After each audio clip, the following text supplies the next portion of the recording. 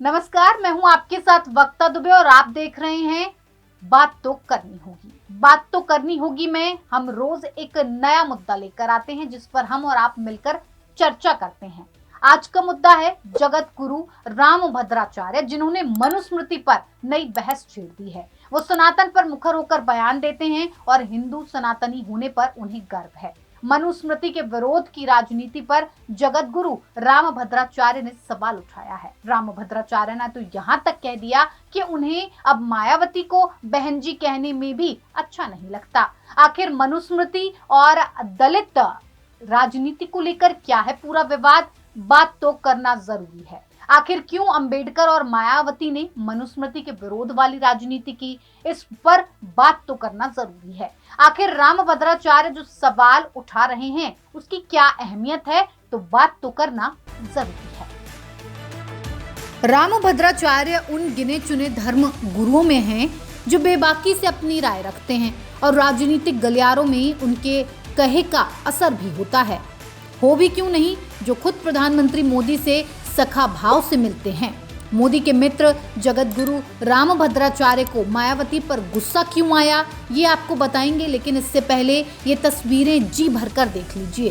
कैसे प्रधानमंत्री मोदी से गले मिल रहे हैं रामभद्राचार्य। चित्रकूट के इसी कार्यक्रम में उन्होंने प्रधानमंत्री मोदी से अपनी मित्रता का बखान कुछ यूं किया था। श्री राम जय राम। मेरे दो मित्र हैं। सांसारिक दृष्टि में लोक में मेरे मित्र हैं नरेंद्र भाई मोदी। ये कोई चाटुकारिता नहीं। भारत के यशस्वी प्रधानमंत्री नरेंद्र भाई मोदी और अलौकिक मित्र हैं भगवान श्री कृष्ण। मेरे अभिन्न मित्र भारत के यशस्वी प्रधानमंत्री, जिन्होंने 9 वर्षों में भारत की काया बदल डाली। अब बात तो करना जरूरी है में चर्चा मनुस्मृति, मायावती और रामभद्राचार्य के बयान की। हुआ यूं कि रामभद्राचार्य मोदी के संसदीय क्षेत्र काशी पहुंचे थे और वहां उन्होंने कई मुद्दों पर खुलकर बयानबाजी भी की। और आपको ये भी बता दें कि खास तौर पर मनुस्मृति जलाने वाले विषय पर उन्होंने मायावती और अंबेडकर पर जमकर तीर बरसाए। उन्होंने कहा कि यदि सनातन धर्म का ज्ञान होता तो अंबेडकर मनुस्मृति को नहीं जलाते। मायावती ही वो शख्स थी जिन्होंने मनुस्मृति को गालियां देना शुरू किया था, इसीलिए मैं ऐसे व्यक्ति को अपनी बहन नहीं कह सकता।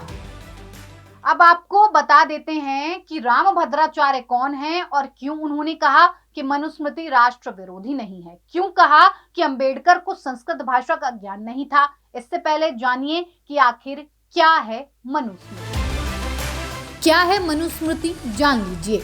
मनुस्मृति मानव समाज का प्रथम संविधान माना जाता है, न्याय व्यवस्था का शास्त्र जो वेदों के अनुकूल माना गया है। मनुस्मृति आदि पुरुष मनु की लिखी हुई शास्त्र है जिसे सनातन धर्म में अहमियत दी गई है। रामभद्राचार्य ने साफ तौर पर यह कहा कि मनुस्मृति में एक भी शब्द राष्ट्र विरोधी नहीं है और जिसे लगता है कि ये राष्ट्र विरोधी है वो खुले तौर पर उनके साथ बहस में शामिल हो सकता है। हालांकि अंबेडकर और उनके बाद मायावती ने मनुस्मृति पर लगातार हमले किए। यही आलम दलितों के नाम पर राजनीति करने वाले संगठनों का भी रहा। मनुवाद, ब्राह्मणवाद को आतंकवाद से जोड़कर नारा लगाना भी फैशन बन गया। मायावती समर्थक मनुस्मृति को दलित विरोधी किताब बताते हैं, ब्राह्मणवाद को बढ़ावा देने वाली किताब बताकर विरोध करते हैं। डॉक्टर भीमराव अंबेडकर अपनी किताब फिलॉसफी ऑफ हिंदुइज्म में लिखते हैं, मनु ने 4 वर्ण व्यवस्था की वकालत की थी। मनु ने इन 4 वर्णों को अलग अलग रखा और जाति व्यवस्था की नींव रखी। हालांकि ये नहीं कहा जा सकता कि मनु ने जाति व्यवस्था की रचना की है। आखिर ऐसा क्या है मनुस्मृति नाम की इस किताब में जो वर्षों के बाद भी इसे चर्चा में बनाए रखती है?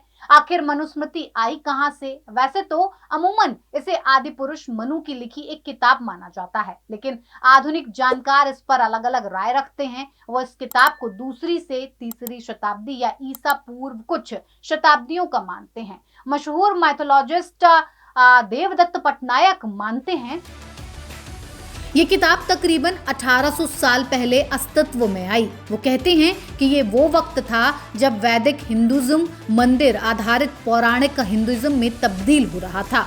मनुस्मृति को लोग मनु की संहिता समझते हैं, जो गलत है। ये असल में मनु का विचार है।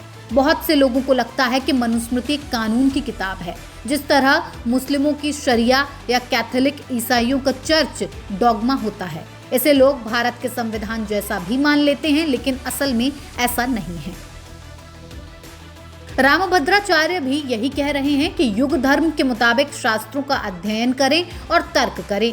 सिरे से किसी पुस्तक को खारिज कर देना, सुनी सुनाई बातों पर नारे लगाना गलत है। मायावती को इसीलिए उन्होंने बहन जी कहने से इनकार कर दिया, लेकिन मनुस्मृति की बात हो और मायावती चुप रह जाएं, ये संभव नहीं है। मायावती ने रामभद्राचार्य के बयान के बाद अपनी चुप्पी तोड़ी और कहा, बाबा साहेब डॉक्टर भीमराव अंबेडकर को मनुस्मृति का पूरा ज्ञान था और मुझे भी इसका ज्ञान है। तभी इस व्यवस्था के विरुद्ध आवाज उठाकर यहाँ दुखी और पीड़ितों को अपने पैरों पर खड़ा करने के लिए बीएसपी की स्थापना की गई है। ये भी सर्वविदित है।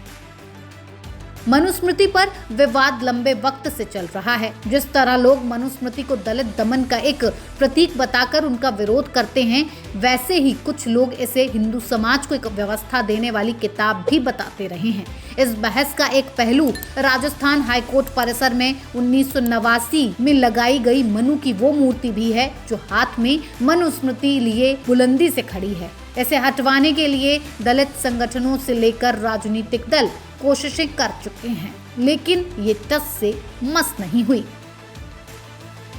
सवाल आस्था का है। मनुस्मृति पर कुछ लोगों की आस्था है, तो उस पर चोट करने की राजनीति बंद होनी चाहिए। आप माने या ना माने, ये आपकी मर्जी है, लेकिन इसके बहाने पूरे सनातन को कटघरे में खड़े करने की रवायत पर भी बहस होनी चाहिए। बात तो करना जरूरी में है। आज इतना ही। बात निकलती है तो दूर तक जाती है। आप अपनी राय रखिए और हमें बताइए कि इस मुद्दे पर आपकी क्या राय है और अगला मुद्दा क्या होगा। न्यूज़ कॉरिडोर्स आप हमें YouTube पर, Instagram पर, X पर और Facebook पर फॉलो कर सकते हैं।